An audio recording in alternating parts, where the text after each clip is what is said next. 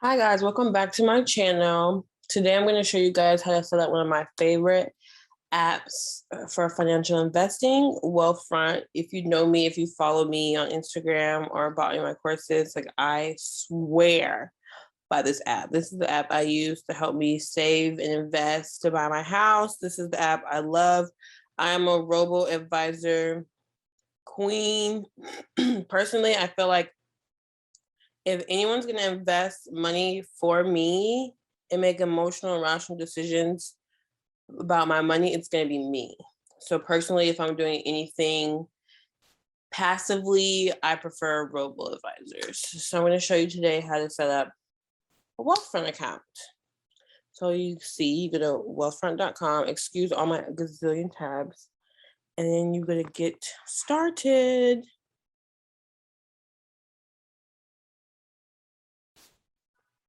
Investing or banking. You have this option too to hold your money, kind of like a high interest, or it is a high interest savings account, and you'll make this percentage per year. Personally, my favorite high interest savings account is CIBC. I will also show you guys how to set it up on a later video.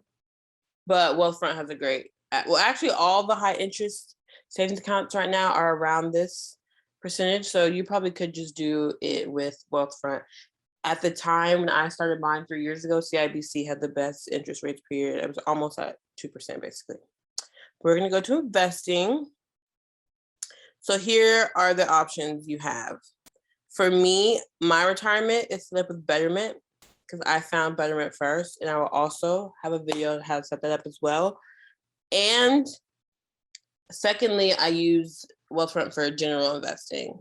You can keep them all together, but personally, again, I'm a little psycho. I like to have a different app for different things in case I get hacked. My banking, my general investing, and my retirement are not in the same app. So you can hack one app, but I have money in like different apps. You see what I'm saying? So, because if someone hacks you and all your things are in one app, and then you have to like wait for fraud and the banks to rectify and other things, then you might be out of money for a little bit. Versus if you have things in different accounts on different apps and one app gets hacked, you still can access the other ones. I've never got hacked. I haven't been close to getting hacked, but just being safe. So for me, we're going to go to general investing. You can do all these options depending on your situation. It could be for you and a spouse, you and your kids, but for now, we're going to do just me. Legal name. And then we will create a password. That's my old password, but let's just say, let's do wealth, exclamation point 2, 3, 4. Not a robot. Continue. Oh, duh. I already have an account with that email. So we'll do wealth@gmail.com.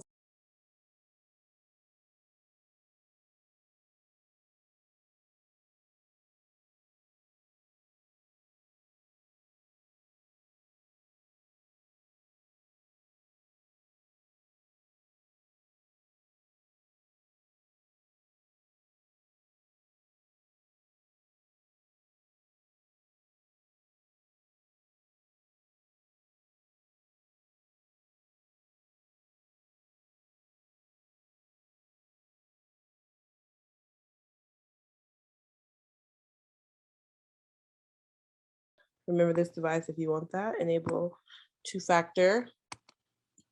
You always want to enable two-factor verification for anything having to do with money or anything important, honestly. My birthday coming up, actually. 93, continue. Your estimated print income tax. So right here, you would just say, what you made, what's your portfolio, and what you make pre-tax income. So I'm just gonna say for now, $100,000. Liquid net worth, let's say $500,000.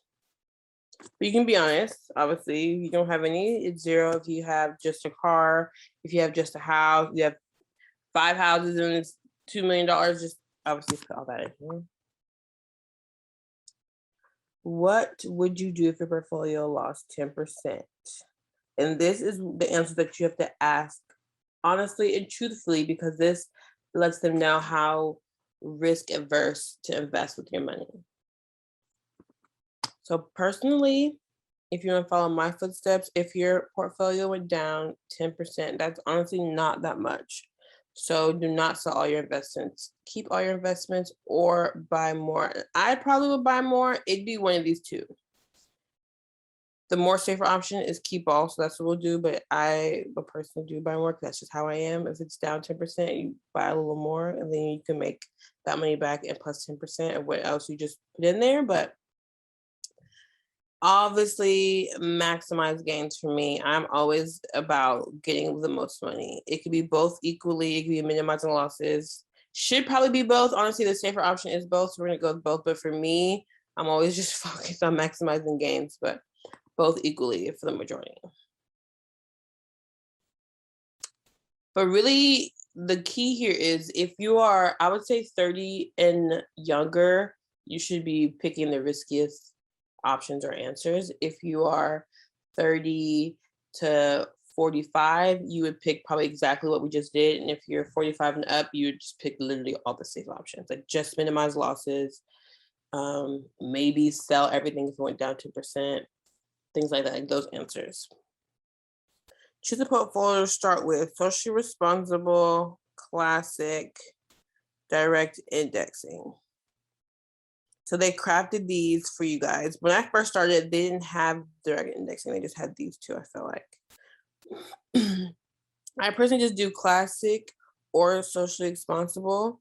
I love diversified. I love sustainable, but anything low cost also is great. So pick whatever you want, socially responsible or classic. We're gonna go with classic today.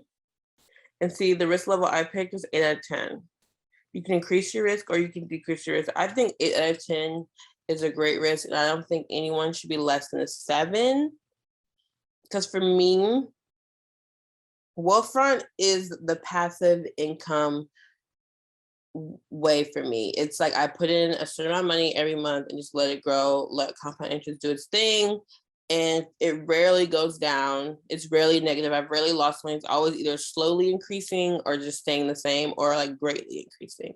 So I feel like for me, mine is set to 10 out of 10, obviously, because I'm 28 years old, turning 29. And I opened mine at 25. So I was just really young. So, and I love risk. I'm a risk taker. That's what I do. If you are 50, 45 and above, like I said before, maybe you could do 5 or 6 risk level, but I would not go less than that.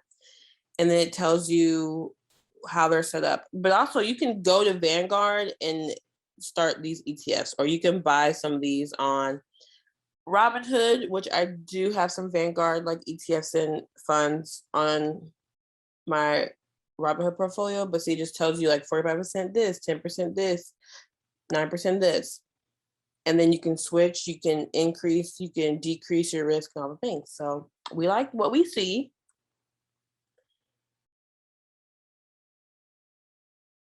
Then hit continue. Make your first deposit. You link your bank account. I guess we can go ahead and link a bank account.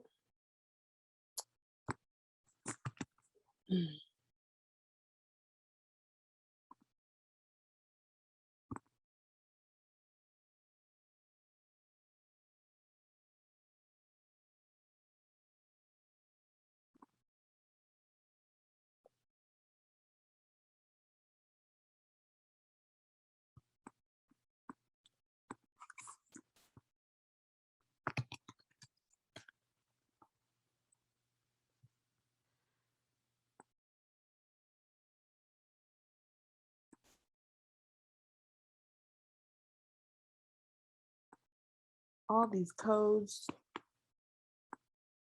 secure.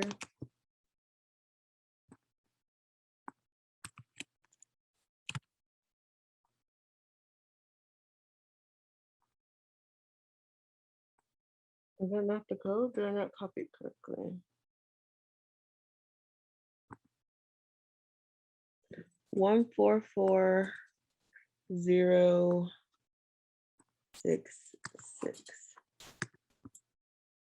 Oh, I think I copied the space before. That's why. Submit. Okay, share data.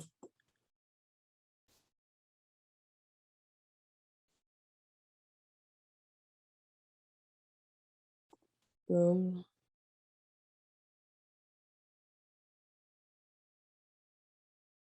And then the best thing about Wealthfront, you can, if you have multiple banks, like you do have CIBC, you have a Chase Bank, you have a business bank, you have Bank of America, whatever, you can add all that in there. If you have multiple houses, you can add your houses in there, and it can total up your net worth.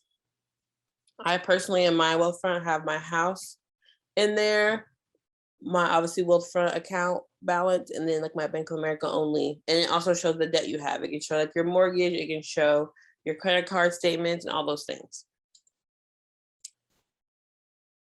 And if you have bought my course, at the time of recording the course, I did show my entire Wealthfront portfolio, my Betterment portfolio, my Robinhood portfolio. I did not show my bank account statements or what I have in my bank accounts, but I did share all my app portfolios. Select my, okay, boom. We're not funding right now, but boom. So you can see you have your bank that you want to fund your account with, and then you link another.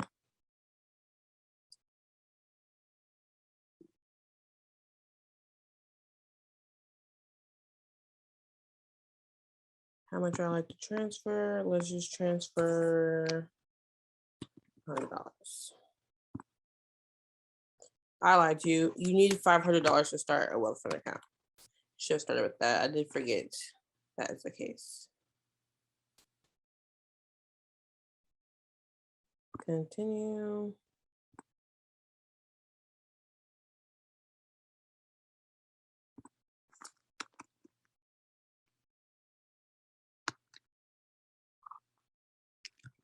I'll use my old street address.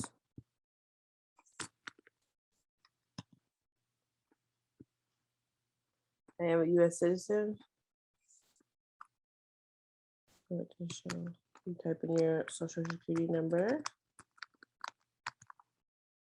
Next. Anything financial will ask you for your social security number and how you file on your taxes. I am self-employed. Yes. I am a costumer.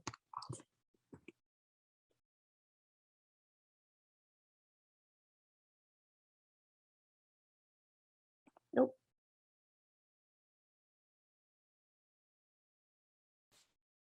Perfect, right here.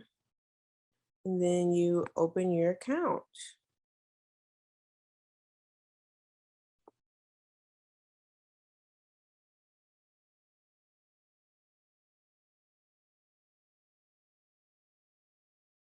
And then here's how you set up monthly payments. So you can set up monthly payments for every month. It automatically puts this amount of money in your account. You can do 200, 500, 300. It doesn't even matter.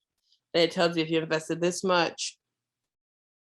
You invested this much into your account in 42 years, this is how much you'll have. Compound interest is your best friend. So that's what I said. If you start younger, 24, 25, at 60, 70, you'll be a millionaire. But we'll do this later because this is obviously just for testing purposes. Email address. We'll skip this step for now.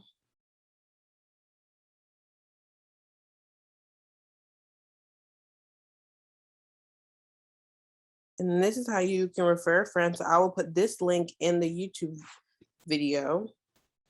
And you guys can use this link to start your account.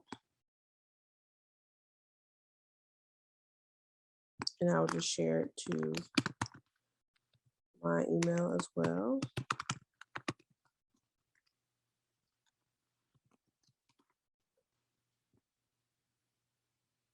And let me paste it in my notes.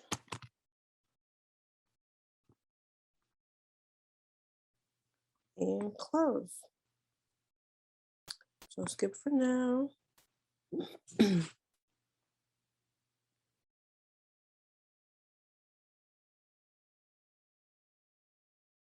We'll close this.